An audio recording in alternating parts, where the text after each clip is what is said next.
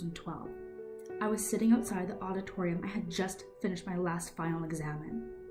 I should have been relieved that I was finally done my exams and excited to celebrate with my friends that evening over the end of a long and stressful semester. I should have been feeling all of these things, but there was one problem.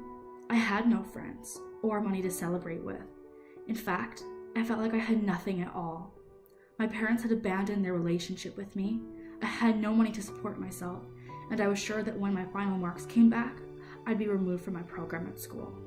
However, I did have one thing, the most compelling and terrifying urge to find some alcohol to calm my nerves and take away the swirling vortex of negativity in my head. I lifted my head up from my hands and thought to myself, how did I get here? I definitely had an above-average childhood. I had lived on the south side of Edmonton with my family for my whole entire life. We played games, ate at nice restaurants, and took annual vacations to Disneyland or Maui. My parents were great role models. They never smoked and rarely drank. I grew up being the perfect child, participating in sports and excelling in school. When I got accepted into the Bachelor of Science nursing program at McEwen University, I was thrilled that I'd be taking the next step in my education and setting myself up for a happy future. University overwhelmed me during the first few months. I found that it was impossible for me to keep up a routine where I could meet assignment due dates, complete the mountain of readings, and socialize with my small group of new friends. My sports were a major factor too, as I felt I had to work twice as hard to not only perform in school, but within my team. I was getting no sleep, and I was fading fast. One Friday night, I was invited to a party by some of my new friends. I was tired and stressed, but went anyways. I had never really drank before, and I honestly didn't want to, but everyone else seemed to be drinking. My friend told me to just relax and handed me a cup. The alcohol seemed to calm my nerves and let me really enjoy myself. I even slept 10 hours afterwards. Later, I realized that I hadn't felt that relaxed and calm in months. The next weekend, I went to another party and once found again that drinking a lot of alcohol really calmed me down and helped me sleep. During this time, I had recently gotten a job at a cafe on my school's campus to allow me to make some extra money. It added a lot of stress for me since I was already neck deep in school. My marks were beginning to sink, and I couldn't cope with the pressure from my parents to perform academically. Weekends of drinking and recovering became weekdays. I would come home from my classes, stressed out, and steal a shot or two from my parents' liquor cabinet. I didn't realize the damage I was doing at the time.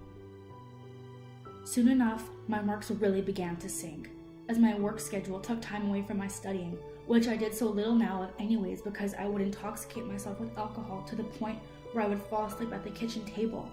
I was in this never-ending cycle of stress and school.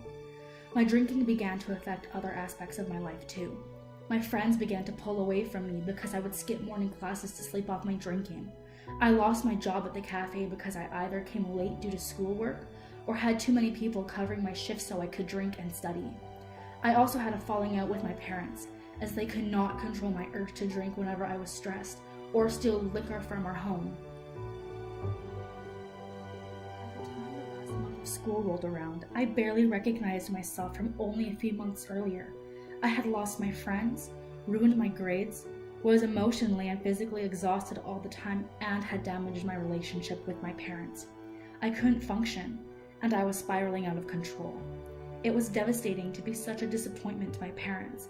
I didn't understand how someone like me could get to this point. Wasn't it only the sketchy kids who had rough home lives who drank themselves to the point of unconsciousness? Wasn't it only the kids who had alcoholic parents who became alcoholics? It really made me think about who I wanted to be. After the day of my last exam, I realized that if I continued on the road I was on, I was going to jeopardize my happiness, relationships with the people I cared about, and hopes for a successful future as a nurse. It was hard for me to admit that I had developed unhealthy coping habits that had eventually turned into an addiction to alcohol.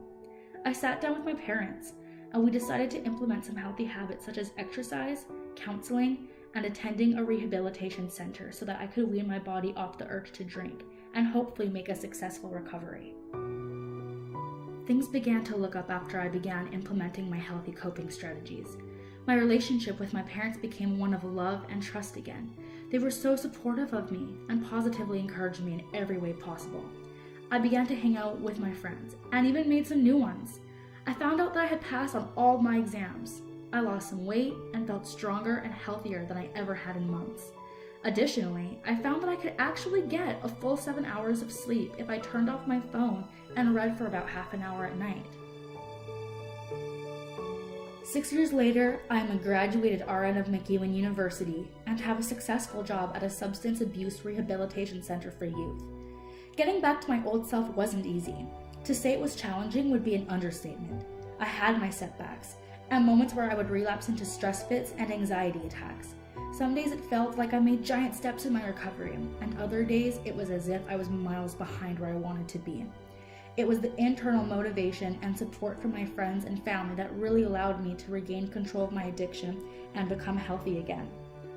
Nowadays, I refrain from drinking alcohol and continue to use my implemented coping strategies such as tea, exercise, and support groups to keep me on a healthy and successful path.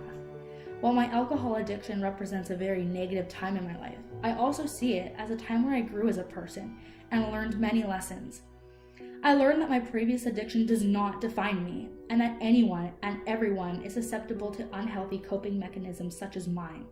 I learned that there is an unrealistic stigmatism towards alcoholics, and take any chance I can in my work to demonstrate that anyone can come back from alcoholism, and everyone has the opportunity to be the very best and most healthiest version of themselves.